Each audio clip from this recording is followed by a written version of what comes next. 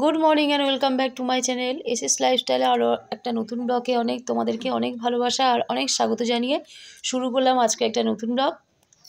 আর দেখো এই সামনের যে জায়গাটা পরিষ্কার করা হয়েছে সেই জায়গাটায় দেখো কত পাখি আসছে। সকালবেলা জানলাটা খুলে দেখি কতগুলো পাখি এসেছে। তার মধ্যে কিছু দুই একটা পাখির নাম জানি আর দু একটা পাখির নাম জানি না।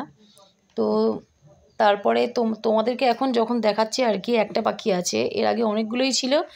আমার জানলাটা খোলার আওয়াজেই হয়তো তারা চলে গেছে।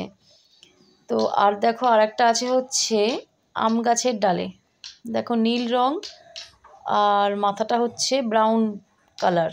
এবার এটা কী পাখি আমি নাম জানি না, তোমরা অনেকেই জানতে পারো।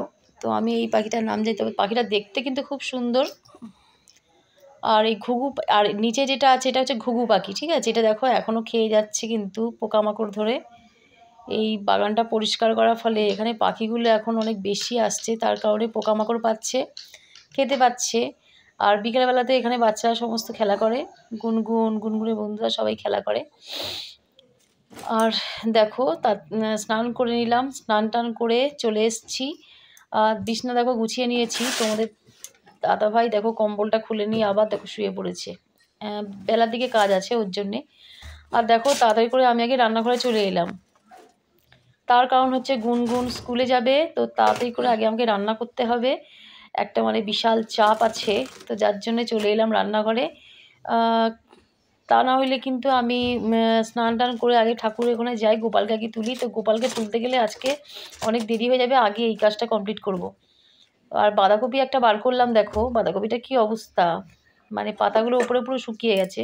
তো যাই হোক ওটাকে বেছে ভালো করে কেটে কুটে নিলাম, ওদিকে রান্না চাপিয়ে দিয়ে তারপরে আমি এলাম গোপাল তুলতে। তো গোপালটাকে এবার তুলে নেব, আগে গঙ্গা জল ছিটিয়ে নেব চারিদিকে, ছিটিয়ে নিয়ে মোছা তো হয়ে গেছে ঘর। গোপালটাকে এবার তুলে দেব, তুলে দিয়ে তারপরে হচ্ছে আবার অন্য কাজে হাত দেব। তো এদিকে তো রান্না চাপিয়ে গোপাল তুলতে গিয়েছিলাম, তো রান্না মোটামুটি আমার হয়ে গেছে। আর গুনগুন স্কুলে গেল, তোমরা দেখতেই পেলে। তো এবার একটু আমার হাত ফাঁকা আছে, তো তার জন্য আমি চলে এলাম হচ্ছে মাসুমণিদের এদিকে। তো মাসুমণিদের এদিকে এসে দেখি গাছ কাটা হচ্ছে, আর বোম্বা হচ্ছে স্কুলে গুনগুনকে দিয়ে এসে গেছে বাড়িতে। তো এবার তোমাদেরকে দেখাবো গাছের উপর কে আছে। চলো তোমরা বলো তো গাছের উপর কে। বোম্বা গুনগুনকে স্কুলে দিয়ে এসে এদিকে চলে এসে তারপরে কাকা বললো যে গাছটাকে কাটতে হবে, লোক পাওয়া যাচ্ছে না, তো বোম্বাকে তুলে দিল গাছে। তো যাই হোক তারপরে আবার এদিকে চলে এলাম, দেখো সকালে একজন রান্না হয়ে গেছে, আর দুপুরের দিকে হচ্ছে এই কাঁচকলা ছিল, কাঁচকলাগুলোকে সেদ্ধ করে বেসন দিয়ে করে বড়া করেছি। বড়া করে এই যে এই ঝোলটা ফুটলে ঝোলটার মধ্যে বড়াগুলোকে দিয়ে দেবো। আর কাঁচকলার খোসাটাকে বেটে নিলাম, তোমরা দেখতেই পেলে। আর তারপরে হচ্ছে এই গোপালকে দিয়ে দিলাম খেতে। মা আজকে বাড়িতে নেই, তো দেখো নিরামিষ রান্না, গোপালকে দিয়ে দিলাম কাঁচকলার খোসা বাটা আর কাঁচকলার বড়ার তরকারি, তো এগুলো দিয়ে দিলাম। আর আজকে দুপুরের মেনুতে আমাদের আছে হচ্ছে মাছের তেল, এগুলো হচ্ছে মাসুমণি পাঠিয়েছে, মাছের তেল, আর ওদিকে হচ্ছে পটলের খোসা বাটা ছিল আর মাছের ঝোল।